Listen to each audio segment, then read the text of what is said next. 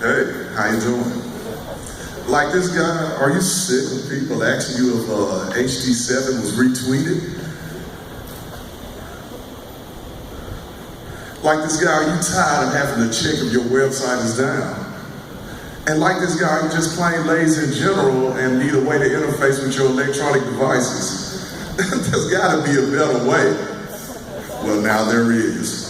So what we did with our project is that we took a mundane device, which was a simple DJ alarm for, like a party system.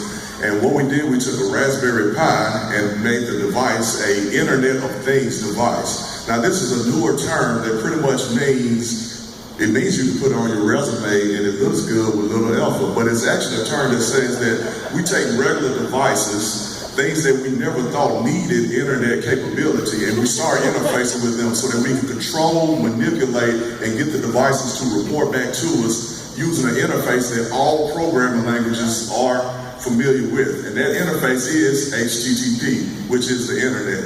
So we're gonna go over the stack of what we did with this project is we took a Raspberry Pi, took that device, we took a regular electronic device, we took a relay so that we could electronically control something of high voltage like the light with something of low voltage like the Raspberry Pi. So in Python, we would control and manipulate the electronics, and also at the same time, we would enable the device to become its own web server so that we can use a REST-based API to receiving commands to cut itself on and off, which is simple. But to demonstrate this also, I'm gonna get out of this and see if we can switch over. We made a quick app and stuff. And so, yeah, like, oh, you made 2 apps? Yeah, we did 2 things, man. And we'll go back to 10. Okay.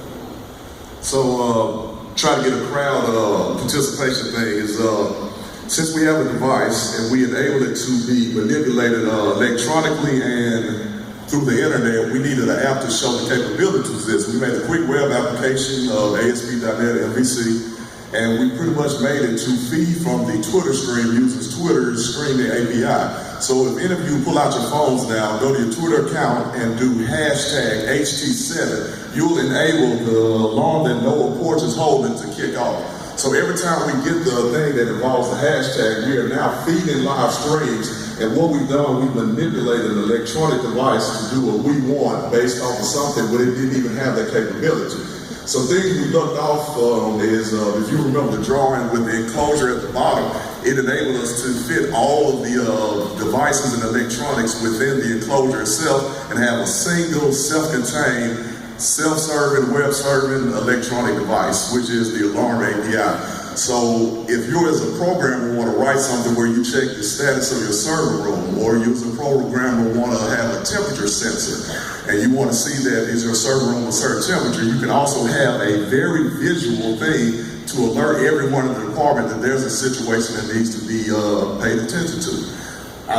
Thank y'all for your assistance and for watching and being a good audience. The address, if you're on the Hack Tennessee Network, is 10.10.1.142/alarm. You can watch this, and as you tweet to it, we'll get live tweet updates, and you'll kick off our alarm every time. So our demo lasts through everybody else's, and we're selfish like that. But thank y'all, man. I had a good time. I hope you had a good time.